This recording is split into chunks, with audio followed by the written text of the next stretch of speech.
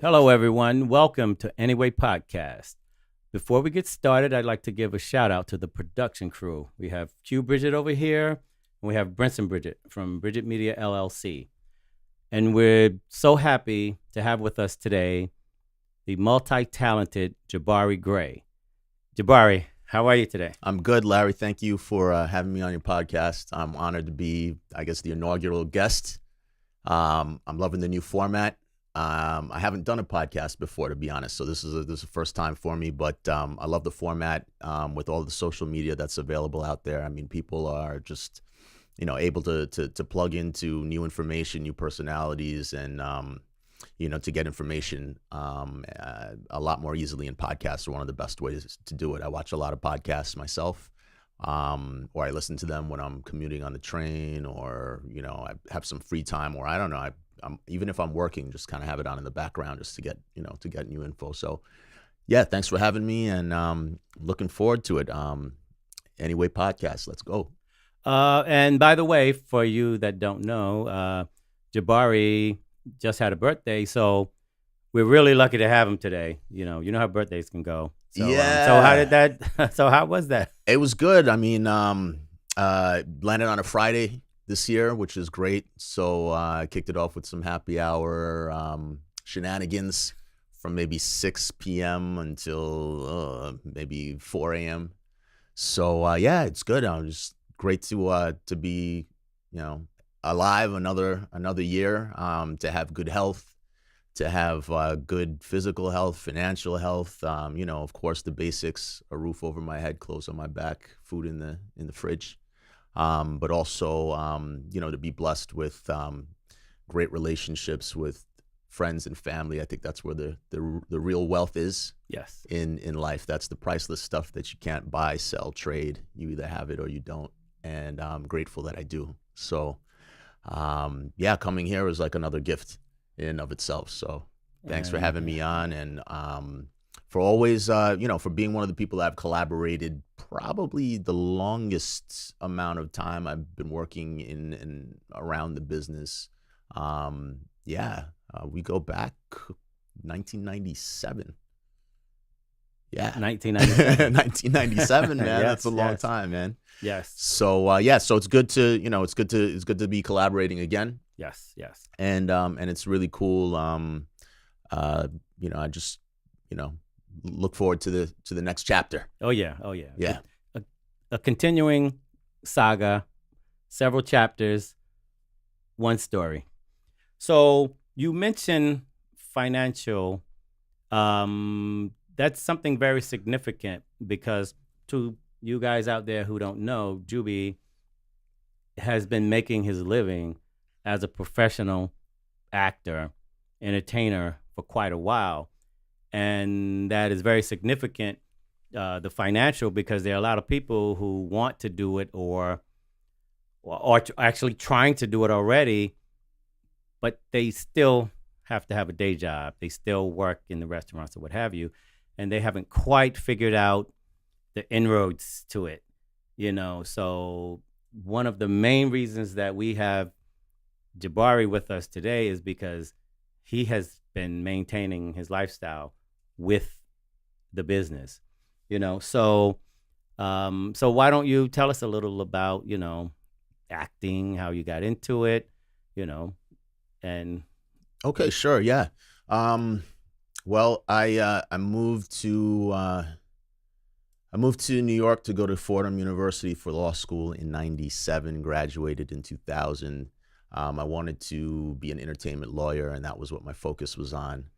When I graduated, I didn't work in entertainment law. I was working in insurance and doing litigation, like document review, corporate defense litigation, doc review. So nothing that really had um, uh, anything to do with entertainment on the legal side of things. But I was really into music at the time, and we collaborated and we made a lot of really great music yes, together.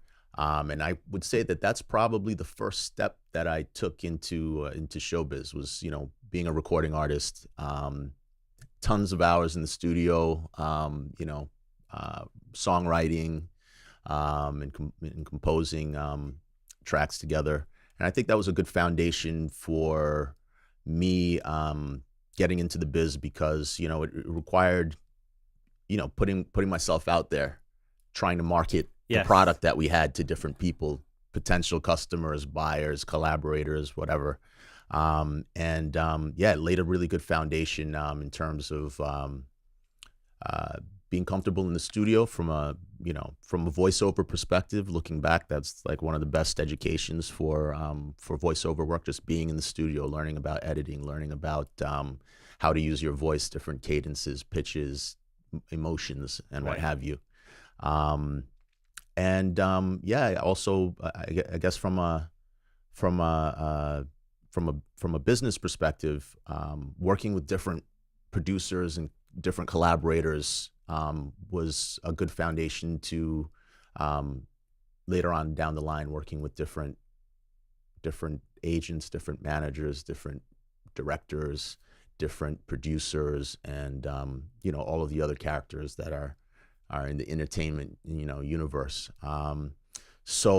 To answer your question more directly with respect to acting, I have an uncle, Ian Gray, who has been an actor for most of his life. He went to, if I'm not mistaken, SUNY Purchase to study acting.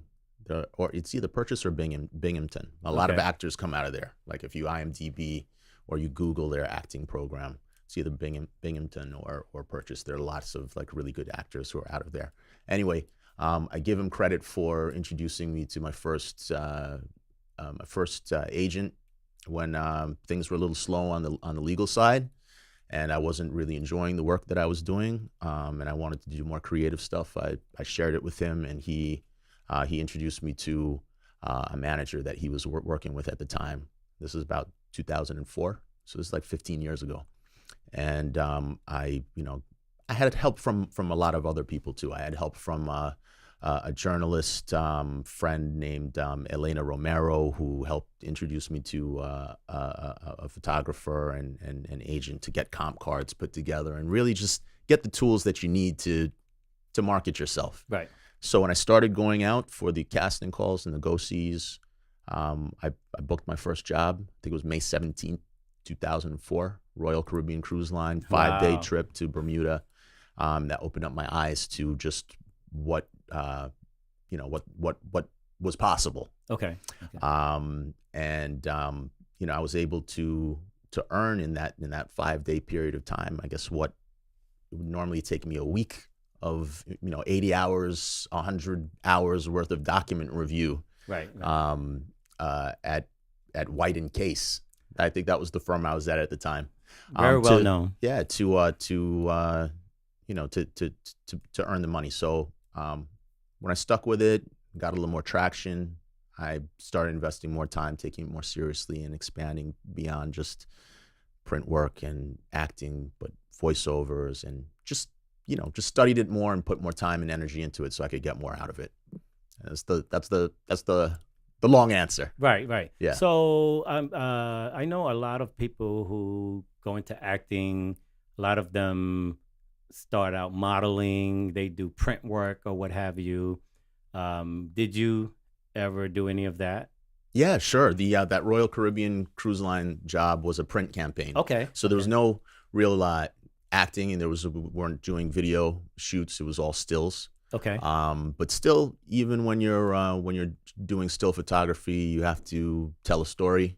You have to convey certain emotions. You have to play your part, play That's your right. role. That's right. I was playing the role of I was a married couple. I was the husband in a married couple, so I Okay. had to play that part. And it's just another stepping stone to acting. I think, like with movies and TV work, it's a big it's like a big pool. You have athletes who are actors, people who have come from music, they're involved in television and film work as well. I mean, all kinds of different personalities can ultimately find themselves in showbiz, in front of, on the big screen or on TV. Yeah, print work is definitely one of the paths that I traveled to get there. Okay, Yeah. so um, I know you were in soaps because I remember seeing you early on, and I was kind of surprised when I first saw you in soaps because I didn't know you were acting that seriously. I was like, "That's Jabari." Yeah, yeah. I wasn't saying anything about it because Yes. it was new to me. I was just, trying to do the work and learn. Yeah, my first soap job was, I think, in 2005. It was One Life to Live. The casting director at the time was a woman named Tori Visgilio. And I think I took a seminar with her, like a 3-week acting class with her to learn, see what the pool of talent was like out there. I guess what my competition or what who my colleagues would be. Right. Right. And it was one of those situations where, the casting director had the power to hire people directly for parts. So Oh, I wow. didn't have to actually audition for it. I was like presented with the opportunity to do 2 days, and I took it, and again, it was like another door opening, and another sort of sign for me at the time that this is something that I want to put more time and energy into and learn more about, and take more seriously. Were you in any other soaps other than that one? Or- Yeah, this was when New York still had soaps. They really don't exist here anymore. They're Yeah, all I in know. California. Yes. But in New York at the time, there was All My Children, One Life to Live, and I was on both of those. I had a recurring role on All My Children. I was the owner of I guess the town restaurant, the town diner or whatever. Okay. So whenever the characters would come in, most of the time, I'm ask them how their day was and sit them and kind of just move on to the next. But yeah, soaps were. I know the actors in New York. We miss them because we want work and we want opportunities. Right. Right. But when one door closes, other doors open. Even though the soaps left New York, in the mid, about 2005, 6, 2007, internet streaming and Netflix, changed the geography and the dynamics of production in New York to where we got a whole bunch of new stuff. Right. There was a Right. writer's strike in 2007, so that was pretty like slim pickings at the time for a lot of people, because there was no production because the writers Right. weren't Right. writing. But afterwards, I think with the explosion of original content providers and original content programming, like through Netflix and Amazon and Hulu and some of those new entertainment entities and players in the game, that really opened up a lot of doors. Probably most recently, one of the biggest ones was the Marvel Netflix original series. Yes. Tons Yes. of Yes. superhero and comic book productions in New York that hired a lot of actors and gave a lot of new opportunities to people where they didn't exist before. Right. And you recently actually appeared in one of them. Yeah, I was able to work on Luke Cage season 2. Yes. And I actually worked in the capacity of being a stunt man. I wasn't really, I wasn't acting. I didn't have any lines, but I was doing stunt work. Right. Pretty much getting shot up and thrown over tables. And Right. yeah, I think season 2, episode 9 and 10, you Yes. see me dying with my eyes open. Right. But I remember seeing you sitting at the counter, and I was like, uh-oh, wait a minute. I know who's on their way there. Yeah. This Yeah. isn't going to turn out too well. Yeah, I'm a victim of the rum bar massacre. Right. Yeah. But before that, speaking of New York, one of the most well-known enterprises in New York is Law and Order, and you had a run at Law and Order SVU, correct? I did. That was I did an episode of SVU in 2006. That was my first co-star on the show, playing a lawyer. Big stretch. It was actually the perfect role. And I got to do a scene with Ice-T, who was one of the super coolest guys that you could ever work with, especially on that show. He was my favorite actor on that show in terms of working together. Really, warm, friendly, approachable, laid back, comfortable, and completely himself around everyone, from the director Yes. to the extras to the stand-ins. He's like the same guy, really nice guy. Later on, maybe 3 years later, I booked a recurring guest star role as uh, a police Technician. officer. Yeah. Keegan Timmons. I did maybe 7 episodes on season 11 as a guest star. So that was a real highlight for me. Wow. It was fun. But it appeared because it was spread out in such a way that you were on the entire season. Yeah. I mean, I didn't know. They don't really tell you in advance how many episodes you're going to be in or when. Right. The audition said possibly recurring. So whatever that means at the time, you go and you do your best audition. And then when I booked it, of course, I was super excited. And then when they started bringing me back for other episodes, of course, that was over the moon. So just for people out there who are interested in doing it or just curious, what does an interview, an audition for a part like that, how does that go? And how do you hear about it? How does it function once you get the audition?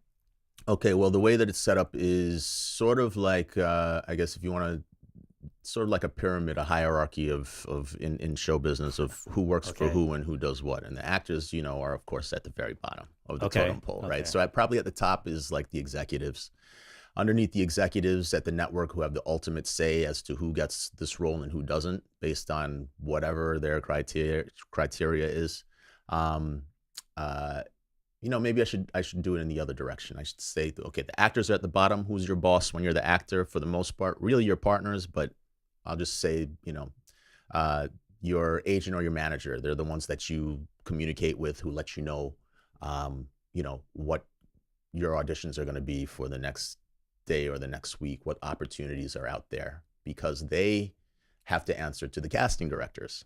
Okay. They have to make sure the casting directors are happy so that they get opportunities to submit their actors to the different shows and commercials that are being cast. So it goes actors, then managers and agents, who then answer to the casting directors, who then answer to the producers and the directors, who then ultimately answer to the executives. So that's the way it's structured. You hear about the auditions through your agents or managers, who, get the breakdowns from the casting directors. These are the roles we're looking for, the demographics, the ethnicity, the age range, the personality types or the looks that we're looking for. Right. And the managers and agents, they submit people's headshots and resumes and images and reels to the casting directors to get appointments. When you get an appointment, it could be less than 24 hours that you have to read your script, break it down, get familiar with the character, sort of build in your mind what you're going to do to, when you walk in that room, to immediately, impress, the casting directors to try to book the role. If you don't hear back from them, you didn't get the job. Okay. But if you do hear back from them, which could be anywhere from 48 hours to a week, they can take their time. They really do take their time. Then you've booked the role and you've got another credit, and you're working. Sometimes, and the different stages. Sometimes, if the casting house is not familiar with you, you have to go to one round of auditions, and then there's a callback after that. So you have to, jump through a couple hoops. Right. If they are familiar with you, then you can go directly to producers and directors. That's what typically happens. The first audition for TV and film for certain roles is just with the casting director, who then, cull through all the auditions and present the best options to the producers and directors, who typically come back for the callback, and now you're in the room with them and they're watching you as well. Okay. Many of them are on film, so they can watch it, amongst themselves, or maybe if there's a producer or a director who's out of state, they send them the video. So that's pretty much how it works. And so it's super important to have a manager, and it's super important to have an agent, somebody who is getting that information, has those relationships with casting. So to keep them happy, you want to make sure you have a current headshot and resume. Looks like you. It's an accurate depiction of what you really look like, Right. not super dolled up or made up Right. or Right. like you're in character already. Like make it look like how you really look. Okay. And then let your agent or manager run with it. So, what's the process and how difficult is it to get an agent or a manager? Well, I think it's different for everyone. I mean, they're always looking for the next big thing, the next Okay. big person, the next big star. So sometimes they will interview with, people who are in BFA and master's programs at Yale or Columbia or you name it, or SUNY, you name it. They'll look for talent there. They'll look at they'll go to Broadway shows and look at performances on Broadway to see if there's talent there that they might want to have on their roster. They might go to seminars and conservatories, teaching courses with actors who are hungry and want to work and are looking for opportunities and find them there. I was able to get opportunities from doing stuff like that. And sometimes referrals. If you have a friend or a family member or someone who, is confident that, they're willing to put their neck out for you a little bit, vouch for you, they can bring you to their agent and bring you to their manager. Okay. And give you a little assist. So it's everybody's experience is going to be different, but you want to make sure you do have the tools that you need. You want to have good photos, you want to have a good resume, and you want to have a good attitude. And you got to realize that the artistry component, the creative component, the quote unquote, I guess the fun stuff, that's just half of it. Right. The rest of it is it's you're in a business, so you have to, conduct yourself, like a professional. Like, there's like an oversupply of talent, and you have to make yourself stand out and distinguish yourself among this massive pool of super talented, super attractive, super super amazing people, so that you can work. And just good professional business habits, being on time, being punctual, being presentable, Yes. being present. That goes a long way. Okay. Yeah. So, along with that, I know that and I've heard that working with certain people, especially the more popular they are, the harder to get to them, but the persistence paid off. I know that you were reaching out to the Tyler Perry organization at one time. Yeah. I before people started doing, I guess, self-taped auditions, where you can go to a studio like this or set up your own home studio and record your audition and email it to a casting director who might be out of state or out of town. I was actually flying to Georgia, flying to Atlanta, doing 1-day round trips. Wow. Fly down there, go straight from the airport to the rent-a-car agency, go from the rent-a-car agency to where, Tyler Perry Studios casting was, hit the audition, go back to the rent-a-car agency. They're looking at me like, what you just hear earlier? Like, yeah. And then get back on the train, get back on the plane and come back to New York from Georgia. Fortunately now, yeah, there is, there are self-tapes, so you can kind of telecommute to your, to casting. You don't have to virtually be there anymore. And I was able to book a couple episodes of Why Did We Get Married season 2 through self-tapes. Wow. Yeah. So how long? Oh, excuse me. For Better or For Worse. For season Better 2. for Worse. Excuse me. Yeah. For Better or For Worse season 2. You were a lawyer? There's a lawyer again. Yeah. Yeah. So from the beginning until you landed that role, how long had you been auditioning? Oh, at least a few years. Okay. Yeah. So you guys, you hear that? A few years to work with one person. So if you're not in this for the long haul, just readjust yourself and make sure you know that. Don't give up. Just adjust and make sure that it might take a while. but it will be worth it in the end if you really do it. If you are really willing to be a professional, like Jabari, because I've known you for some years, and the one thing that I've known about you that has never changed, you get up and go do what you have to do. Yeah, And you got to. You can't sit down and think that it's just going to land in your lap. You really have to put yourself out there a lot. So,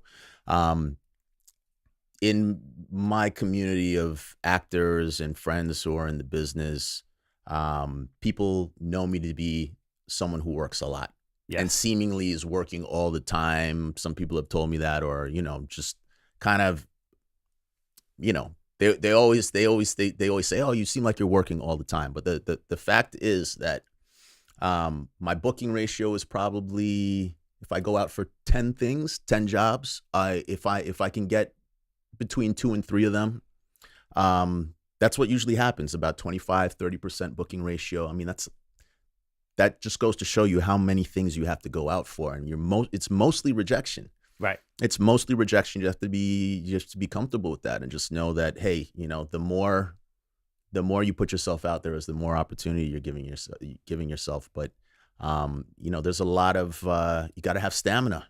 Right. It's a marathon or a distance run versus a sprint when it comes to the showbiz, because what the casting directors or the producers or the directors are looking for is very, very specific. I mean, you could nail an audition and just smash it, but if you're not exactly what they're looking for, then they're gonna go with that other person. But you can't be discouraged to where I'm not gonna do this anymore, or I quit or whatever, unless you're really, really not about it. Right. And I mean, that's something that I think a lot of people, they have this sort of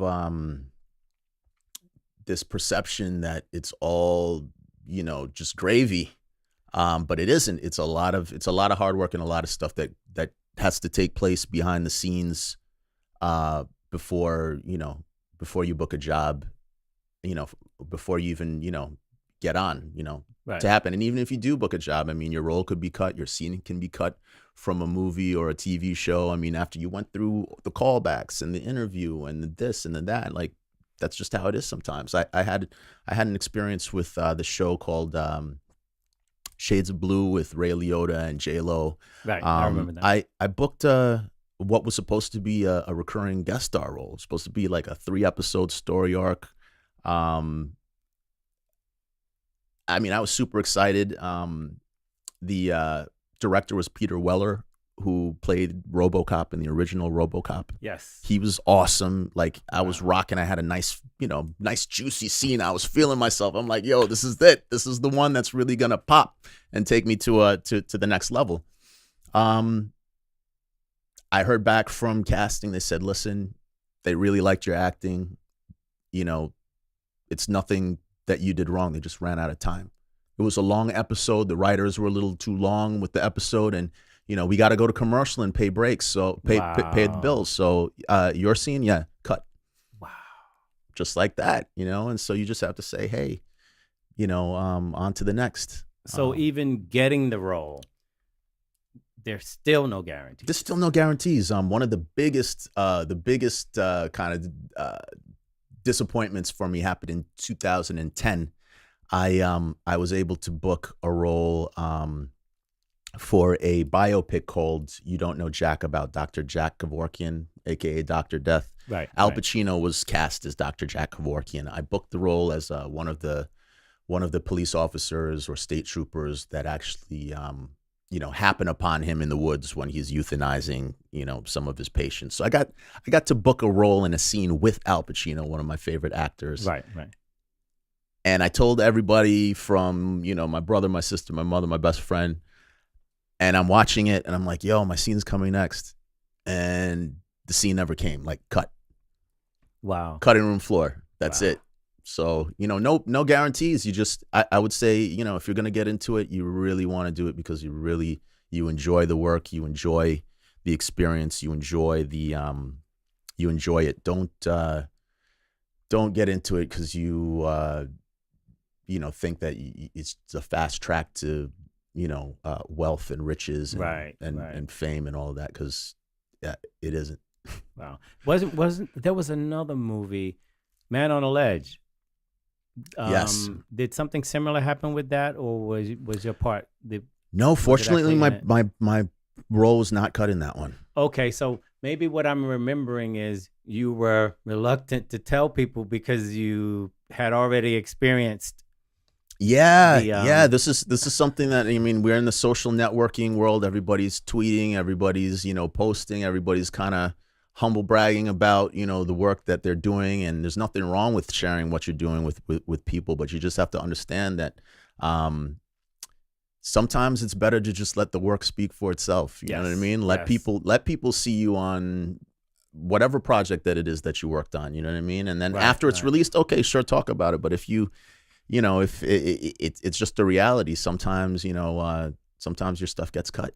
I remember I was at a premiere for Spider-Man, I think 2, Yeah, and I'm like, wow, this is the one that they gave, before anyone saw it. And I'm watching it, I'm like, wow, this is amazing. And there's this scene and the pilot is coming through, and I'm like, oh wow, this is crazy. And I'm like, wait a minute, this is Jabari. And then I said, Jabari didn't mention anything about being in this. And I was like, and I think you were going to the premiere like the next day or something. yeah. I wanted to see if I made the cut. Right, right. Fortunately, I did by the skin of my teeth. Yeah, yeah. That was fun. Yeah, so that's that's the second. It was like the first comic book superhero thing Right. project that I worked on. It was Right. fun. It was fun. Right. So, you've actually, other than just camera acting, you've done like major work as a voiceover professional. Yeah. Voiceovers. I love them because even though I'm not in the studio making music like I used to, I can still be in the studio recording Yes. and editing and mixing and it's fun. I miss being in the studio. So working with voiceovers is really like a great way to stay to stay there. I've done pharmaceutical, insurance, video games, you name it, with voiceovers, and it's nice. I like voiceovers a lot because number one, nobody cares what you look like. Right. You could show up in your PJs and it's all good. Usually the studio engineers are super cool because they're music people too, Right. for the most part. So it's super laid back, super chill, and it's usually a lot faster. Recording sessions are a lot faster than the TV sessions because no makeup, no hair, no wardrobe, just you, the engineer, the clients, and it's fun. Right. Right. So you mentioned earlier when you were doing Luke Cage that you were doing mostly stunts.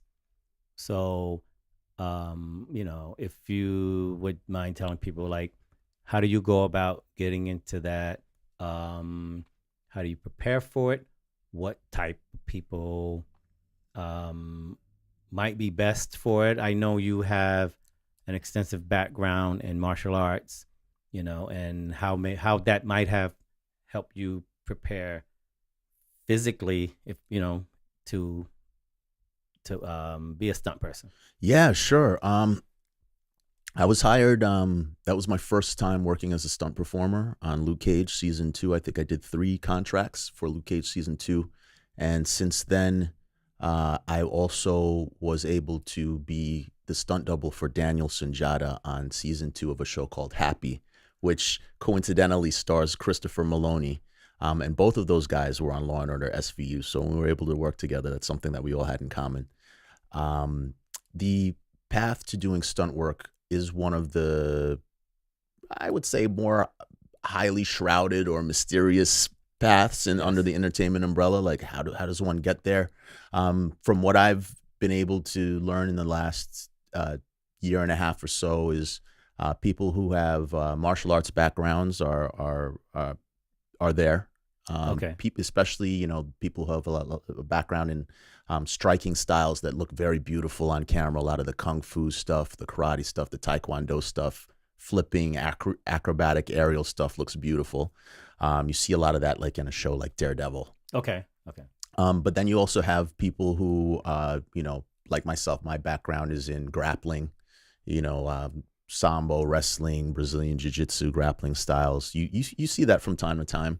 Also, even though it doesn't look as flashy on camera, but you know how to fall, you know how to roll, you know how to, you know how to, you know how to fight.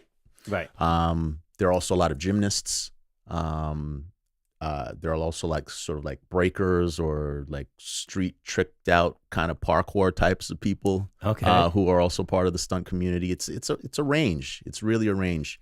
But for sure, yeah, I started training in martial arts in I want to say 2000, about 2000.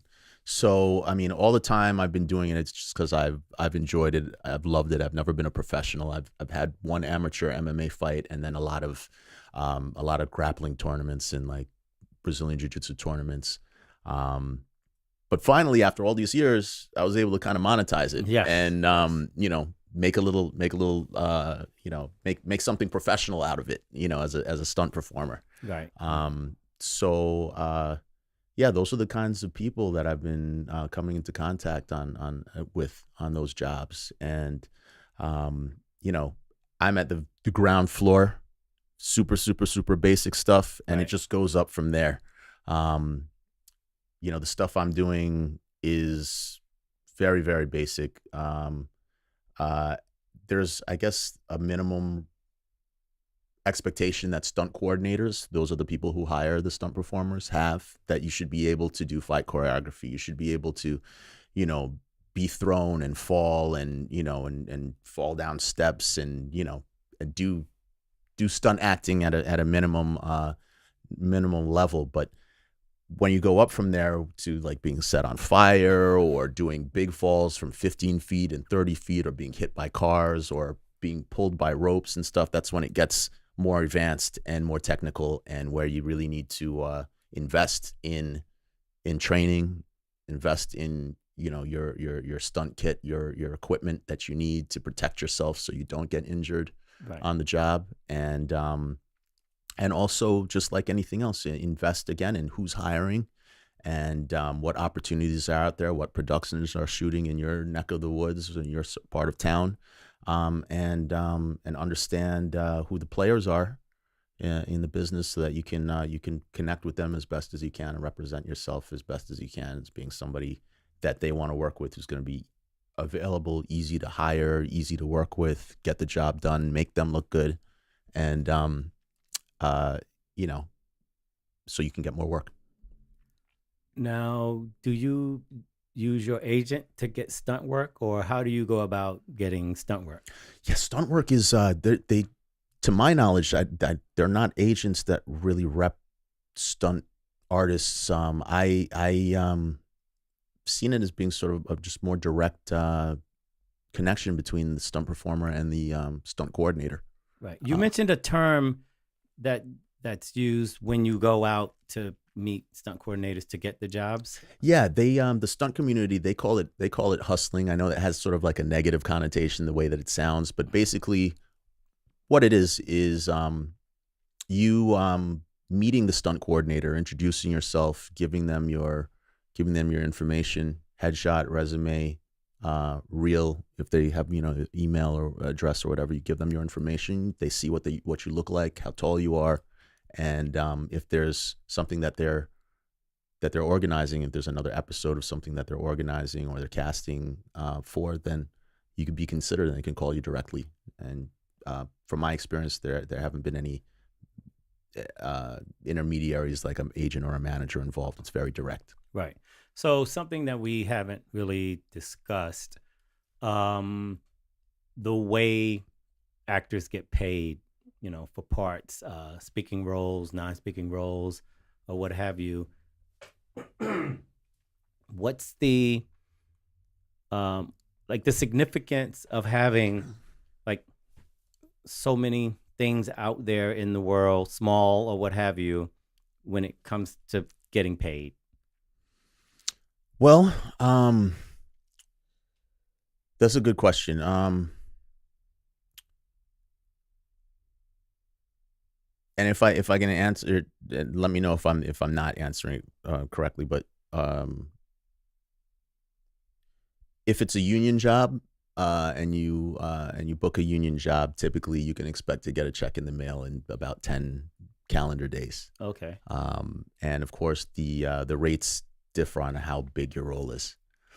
If it's a TV show, I think co-star day rate starts probably about $950. If you're a guest star, then it goes up from there. And of course, if you're a recurring character, you can get raises and get bumped up. If you're a guest star, same thing. If you're a higher profile, like through the roof. Wow. What a lot of people don't know is like for the Actors Union, Screen Actors Guild, the majority of the union are background players, and featured background players, people who don't have lines and don't have speaking roles. Easily 90%. I think I'm pretty Wow. confident in that number. Like 90% of the union are background performers, and the other 10% are people who have lines. And it's a good look to get into the union in terms of being able to get benefits like health insurance at a really good discount to what private companies would charge you to on your own. Right. If you weren't in the union. And also, there are like guidelines for safety standards and so on and so forth, to keep everyone safe. That's what's good about the union. There are also residuals. If you're on a show and they air it more than once, then you can expect to get a residual check for that as well. So that's cool. If you are doing non-union work, you don't have all those things going for you. You're pretty much an independent contractor for hire. You negotiate whatever it is you negotiated for the job. When you audition, they tell you how much it pays, when it shoots, for how many days, and what the usage is going to be, and you decide whether you want to agree to those terms or not. Right. With those, it's pretty much a one-shot deal. You get paid once. That's it. No residuals or anything. So you kind of have to pick and choose what works for you. Okay. And I think it's good to develop whatever your talents are, to the best of your ability. If you can be diverse with them, and you can do voiceovers, and you can do print, and you can do whatever, then good. You have multiple streams of income coming into you, and you're giving yourself an opportunity to earn more money. But you gotta turn those dollars around and reinvest in staying current with your materials. Do you have a website? Are you going to seminars? Are you meeting casting directors? Are you making sure your wardrobe options are good, so when you go out on castings, you have that, you have the look that they're looking for? That's kind of how the money works. Oh, and one other thing that I probably want to mention is that for non-union jobs, you're not getting paid in 10 calendar days. You might get paid net 30 days. You might get paid 45 days from the job. You might get paid 90 days from the job. Wow. You have to stay on top of it. And so you have to have good bookkeeping to know when you work the job, how long has it been since you've been paid? Or let's say you shot a commercial 2 years ago and the usage was for 2 years. And now we're in the third year. They're still playing your commercial. They owe you a check. They're using your image and your likeness without, compensation that was, agreed on in the contract. So you have to renegotiate that. Right. So you have to be, getting back to the finance aspect of it, you have to be good with money, because you don't know when your next job is coming from. It's not like a 9 to 5 where you're getting paid every 2 weeks. You don't know when your next job is going to be, and you don't know exactly when you're going to get paid for your next job, especially if it's a non-union gig.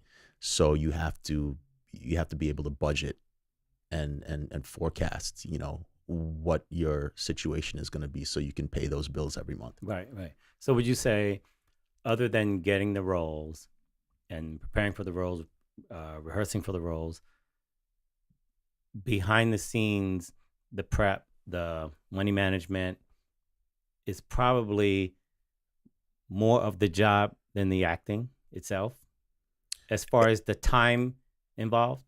Yeah, I'd say it's probably like 50-50. Oh, wow. Yeah. Wow. Yeah, I mean, you gotta, because it's show business, so you gotta make sure the business side of it is good, too, and you're making the right moves. Because I know some actors. I went to acting. I went to the William Esper Studio Conservatory of Acting for a year, about 52 weeks. I did their summer intensive program, and I did the first year of their 2-year conservatory. And I mean, there were some amazing talents in my classes that I learned a lot from, seeing them perform, and also the dynamic between the acting professor and them. But a lot of them, they didn't have the same.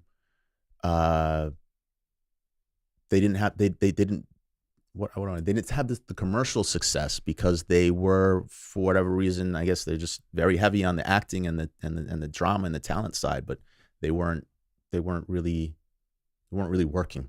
Right, So you got to have a balance of both. right. Because I guess no matter how good you are, you don't act until you get the role. Right, and you don't get the role until you get the agent or the Right, manager. right. So You don't get the agent or the manager until you get the headshot and the Right. resume and the reel. You know what I mean? So, Yeah. and sometimes you don't get the reel until you do, independent student films, for, the dude doing a senior thesis film at NYU, or the, random Japanese production company who posted some job on Craigslist. Oh, right, And right, you did it because you needed footage. right, They are like, we're not paying, but we'll give you a copy. We'll give you reel. right. We'll give you footage. That's how it is. You gotta be creative, and do what you need to do to get those ducks lined up. Okay. All right. I guess, as we're going along, we've gotten so much information from you. For the first podcast, I must say you've been great. The bar is kind of high right now for the next group of people that we have coming on. So for people, as I asked in the beginning, for people who are interested in becoming actors, entertainers, or people who are just curious, like what goes on, what the process is, would you have, like, in closing, like anything in particular that you would like to, just to let the aspiring actor, voiceover professional, stunt person, any words that you would like to give them, of motivation, of instruction, or anything like that? Yeah, I guess my I'd want to, my advice for anybody who wants to get into the business, or who is in the business and wants to work more and do more, is to just invest in yourself, put in that time, put in the work to learn as much as you can about it. There's so many different jobs and roles that need to be filled to make a movie. When you see those credits at the end of a movie that go on for like 15 minutes, those are all the people who've been employed to make it happen, from Yes. digital editors and stunt people and special effects people and script supervisors. Yeah, there's a job. Somebody like just sits on set and makes sure everybody says exactly what their lines are, and if they don't, then they have to do it again. There's Right. so many different opportunities, to the catering people, to the music supervisors who choose what songs are going to be, put in the TV show or the movie, to the soundscapes. Like there's a lot of opportunity. So I think if you focus on what you're really good at, or the number of things that you're really good at, like there's opportunity for you to work in the biz, whether it's in front of the camera or behind the camera. And yeah, there's a lot of opportunities. I think it's all about getting as much information as you can to take advantage of what those opportunities are. If you don't know what they are, then you won't be able to. But to watch podcasts, watch talk to people, ask questions, and really be a student, to educate yourself about how things, how the machine works. You'll have success, and you can be a working actor and not be a megastar, superstar. There are actors out there who work consistently and have for decades, and you probably don't even know what their names are, but you see them all the time. They're popping up here and there. That's because they've mastered their system. They know, they did the work, and they know, they made it work for them. So Right. yeah, I would say, just study and invest in yourself. And that's how you're going to take advantage of the opportunities that are out there. Wow. Jabari, it's been great. Again, like I said, the bar is high. First podcast, Anyway podcast. The next person that comes up, they have to really bring it. It was a pleasure to be here, man. I'm glad that I was able to come on the show, and even just the conversation that we had today made me think about, it sort of reminded myself of things that I need to do to, to stay current and to stay moving, and progressing in the biz. There's a lot of opportunities out there, and I hope that the information, is helpful to your listeners, and that people who are curious can, hopefully get something out of it, so they can take that first step if it's their first step, or keep going if they're on that, if they're on their journey and they're kind of in the middle, just keep going. Right. Yeah. I'm sure it will be helpful to them, because it's been helpful to me. And thank you again. And to you out there, thank you for listening and watching Anyway podcast. See you next time.